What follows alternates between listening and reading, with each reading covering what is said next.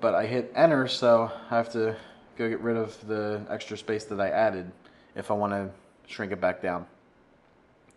And if you were to go and make the border 0 on all of these cells, you wouldn't see these lines when the web page is a finished product.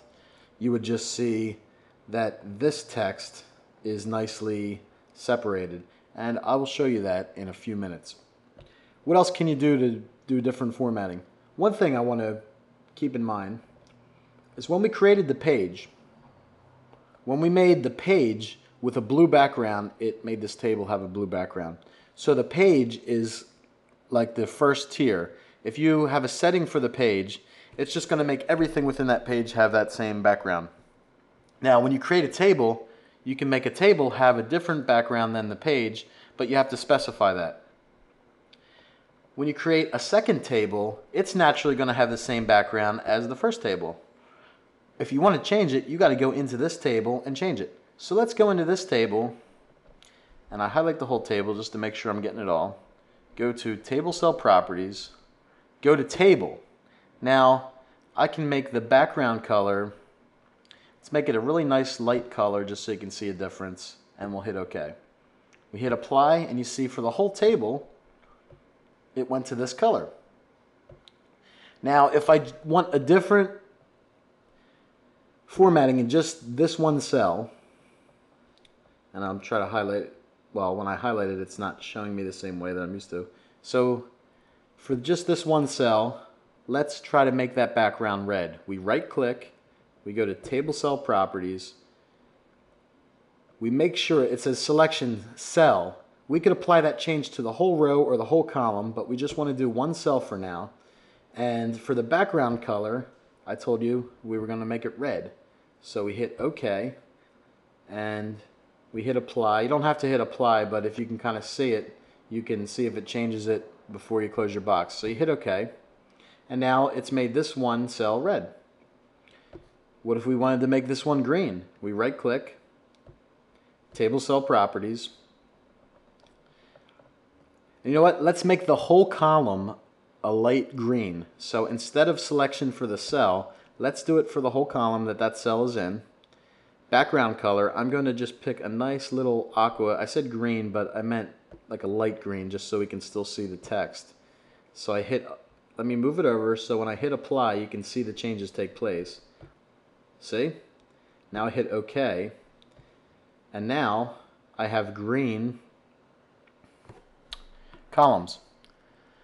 I have a green column and I've got a beige column, but it's got a red thing in here. Now another thing I could do is, I said let's make the entire table have a border. Well, I can remove that border.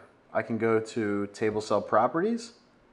Now I want to do this for the whole table, so I click on the Table tab, and for border I can now select 0 pixels. And I hit OK. Now it shows these little red lines, but those are only seen inside the composer here. It's nice that Mozilla does this. Not all HTML editors do that. So the reason why I tell you to always put 1 pixel when you're designing it is because when you're doing hand coding, you're going to need that to see the border. But in this, it gives you these little red lines. So these red lines, just imagine that they're invisible once you save the table on a page. If I want to add them back in, I go to Table Cell Properties. Make sure I select the table. Border, it's got to be 1 pixel. And we hit OK. That's for the whole table. What else can we do with tables?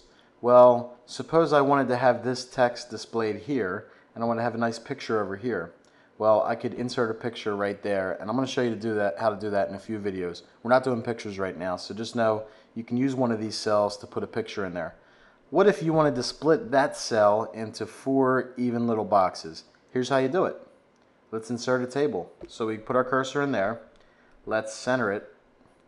And let's go to Table. We want to insert table. And we want 2 by 2, so it's basically a square box. Now the width, if you remember, we made them 225 because from here to here was 450, So from here to here, we made that half of that. That's 225. And the border, we can make 1 pixel. And let's hit OK. You know what? The width, I forgot to make, it's doing percent of cell. It can't be 225% because that's more than 100%. So I forgot to do percent of cell. I shouldn't have done that anyway. There's pixels. That's what you're supposed to do. So you hit OK. And there was a little bit extra. I hit enter in there, so we can stretch this too to fit exactly.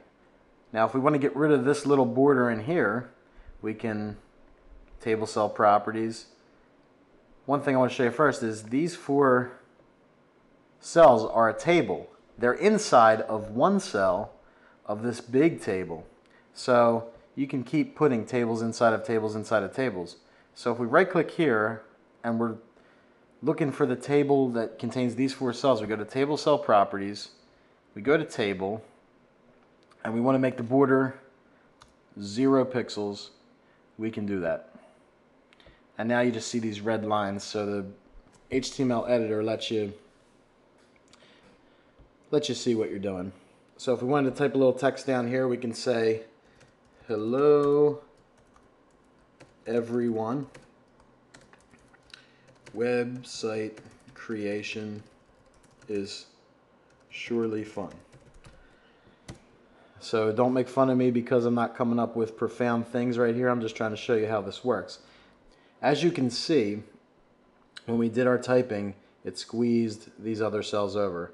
So the remedy is, let's take the cells in this column and make them a certain width. So we want to go to table cell properties. Under cells, we want to select column, and the width, if we look at the table, we see that the width was 225 pixels, and that comes from right here. It was 450 across, but inside it fits in a 225 space. So this whole little table inside here with these 4 cells fits inside of a 225 pixel frame. So you go to cells, and what's half of 225? It's 112.5. So we can just, it doesn't let us do a 0.5, so if we do 112, that's close enough. So we hit OK.